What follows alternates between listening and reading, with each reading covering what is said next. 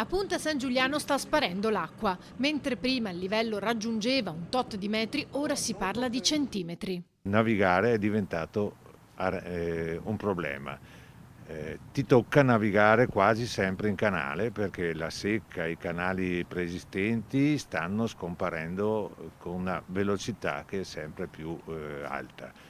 Negli ultimi 3 anni abbiamo perso 16 centimetri di profondità. Sotto i ponti comincia a esserci poca acqua anche lì, e il seno della Seppa che porta verso l'Osellino si sta completamente interrando. Questo perché sono state aperte le chiuse, quindi dall'Osellino arrivano i detriti che si depositano e la laguna così rischia di sparire. Ecco perché è fondamentale che vengano chiuse e aperte all'occorrenza. Le soluzioni poi ci sarebbero, come spiega l'ingegner Cecconi. Dobbiamo contare sulla marea, perché la marea può rigenerare questi territori convogliando le correnti di marea che ora sono intercettate dal fatto che i varchi sono tutti intasati. C'è 1,5 metri di ostriche, queste ostriche possono diventare, secondo il principio dell'economia circolare, una risorsa per contenere il moto ondoso che si genera nei canali.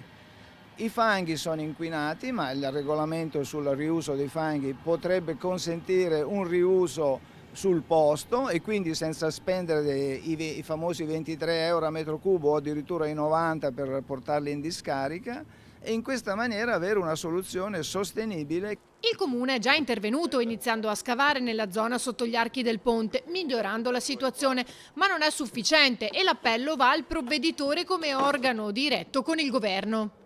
Bisogna agire subito e quindi per questo noi siamo qui a sollecitare un altro intervento da parte del provveditore affinché sblocchi la situazione.